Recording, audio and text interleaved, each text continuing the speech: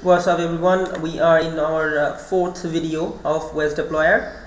We are deploying our captured master image to a PC, what is in currently 95% state. So here after successful deployment, the PC will be rebooting and it will regenerate the SID values, and it will finally comes up as ready and succeeded PC in the machines list.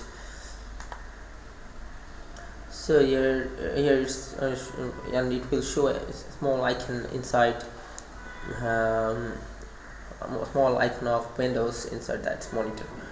So wait for a bit and it will. So the process is finished and we can see in the active icon, and we can see the status is succeeded. So if we back up a little bit, we can review the processes of entire OS deployment from the beginning. We have the OS Deployer server. We have installed OS Deployer.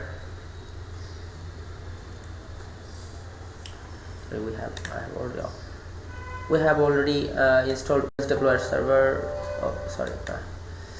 OS Deployer server. In this PC, we have deployed PXE server. We have installed ManageEngine console, but not the license server. You can install the license server as well in the same machine. It will not cause you any trouble. It's just depending on how you can manage your OS Deployer infrastructure. You can also keep the PXE server separate from OS Deployer server itself. So from the beginning, if we actually created master image, we actually created a bootable media with deployer agent, and then we created a master image from the target machine. For that case, we installed component remotely, and we selected install from registered components, and we installed management agent to the target machine from where we will take the image. Then we connected, after installation, we connected to the target machine where we have just installed OS Deployer agent. From there, we created the master image.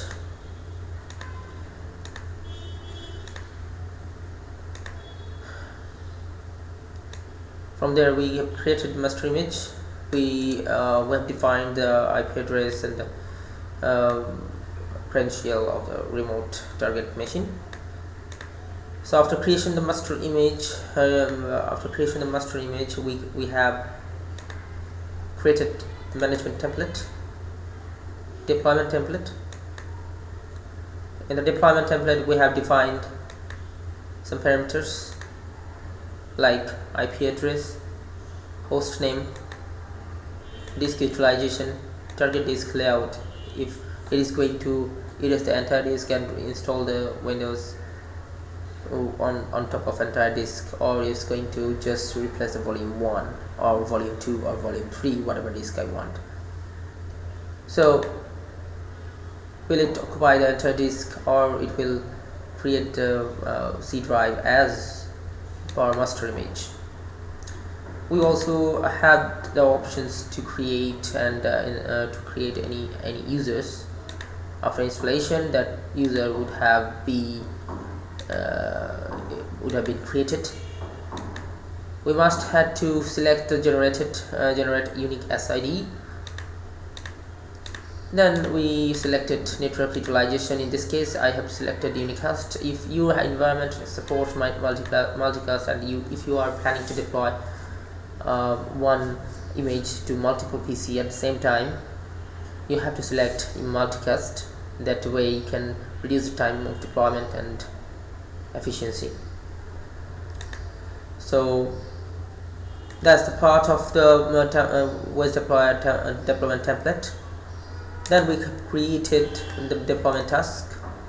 Using in that deployment task we have defined the deployment template and how and when we are going to start deploying images. We have selected deployment template. We have defined the credentials of OS Deployer server. Then we have created the deployment task. So if we run that, and then we have booted the target machine into PC environment, and we have booted into ManageEngine OS Deployer 5 agent. That way it started the deployment process. After deployment, all the rest of the process completed automatically. And now we have a ready machine showing the Windows logo inside. That means it is ready, and then OS deployment agent is installed inside. So if we have configured remote access and other applications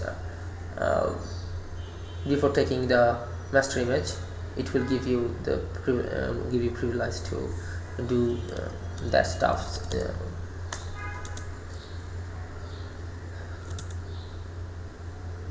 So it means we have created if we can print 0.111 is giving a reply. Remote desktop is not enabled. I'm enabling the remote desktop, and will show you one thing, that we have actually replaced only C drive, not other drives.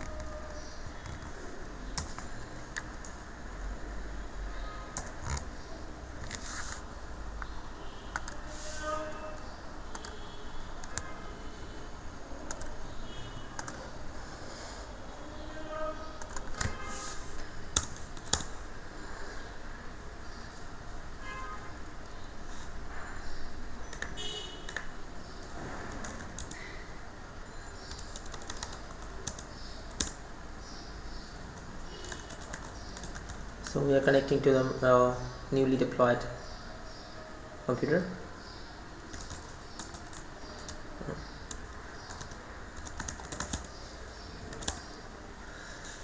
Here it will you will see something that we have configured, and we are getting the output of it. If you see the host name of the target machine, see it is saying test1. Definitely we have defined the test1 in our configuration file in the template. So let's go to template, edit template, next, the machine name, that is test01. So it didn't take 0, it take 1, excuse me. So, and it's getting IP address dynamically. How you can see that, if you go, we have configured to this machine to take dynamic IP address after the boot. So let's go to See that? Now let's check out the drives. Go to my computer. Here you can see that we have data into other drives. We didn't erase those drives. We have just installed and replaced Windows, replaced the C drive. So that's it. That's how we have done deployment, OS deployment from beginning. So thank you for watching, and thanks for being with us with in the entire series of the video. Hope I will come back to you again with more exciting videos. Thank you.